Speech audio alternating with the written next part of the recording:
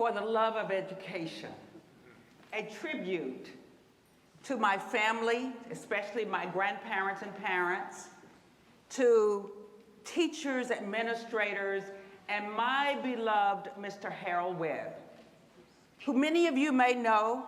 He went on, he was my first grade principal. He laid the foundation for me. Believe it or not, education is in my DNA. It's in my roots. It was expected, being one of 4 girls growing up in Hillsborough, North Carolina, on a beef cattle farm. We knew what hard work would do.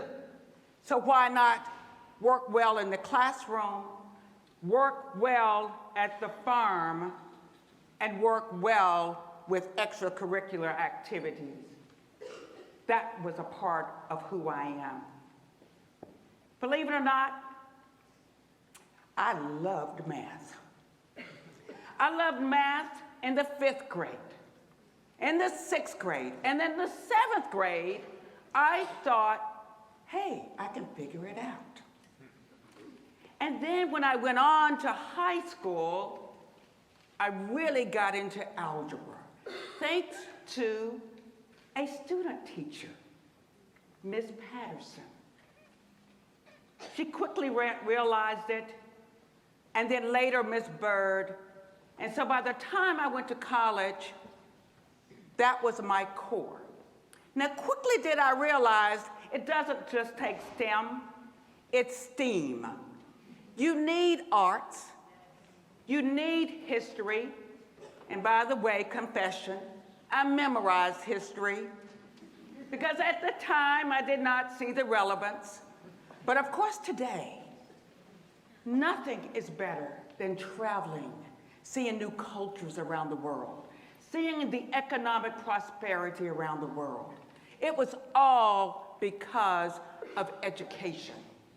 All because of the education, the support that I received. Well, in Miss Patterson's class, in Algebra 1, I not only loved math, but I became the tutor. And that actually gave me more momentum. I went on to college after high school. By the way, 4-H and activities played a major role in my life. Track, 4-H, Girl Scouts, and boy, did I have a great idea one day. I came home, said to my dad, I want to make money. I don't know about you, but I love making a dollar, even as a child. So I raised my hand. They said they needed bus drivers. I raised my hand, and they said, bus driver? Yes, I'll take the test. I studied, passed the test. I became a bus driver. And I can't say I really knew exactly what to do, but I was a bus driver in rural North Carolina in Orange County. I was probably one of the first female bus drivers because no one could believe I would do such a thing. But I made $1.50 an hour. I know you can't understand that today, but that meant a lot of money. In the meantime, I had an uncle that had a gas station. So I quickly asked him, Uncle Clyde, do you need help? And he said, yes, pumping gas. He didn't think I would pump gas. Later did I know that this gas pumping helped me work on a thesis when I went on to grad school. Little do you realize that things can just help pay it forward for you in life. Today, I am retired. After work and hanging poles and transformers and engineering and all of that construction, and even on the regulatory scene. But the love that I have today is in my STEM Academy. It was initially housed for 4 years at A.B. Combs Elementary School. And it literally takes young girls moving from 5th grade all the way up to 6th grade, getting them that competence, confidence, and courage to know that they too can major in STEM.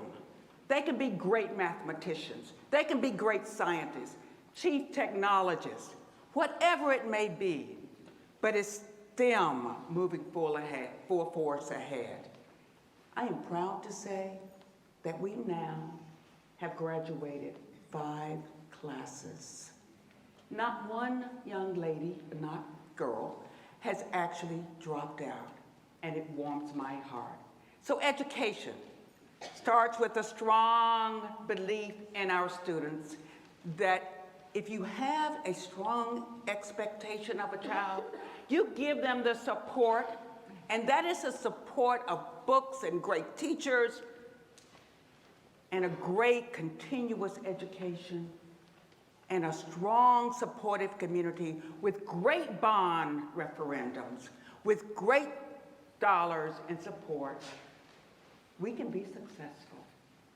For me, education was the key and continues to be the key ingredient for my success. I believe it's the key ingredient, not just for America, but for the world's overall success. It is indeed an honor to speak with you this evening. Thank you.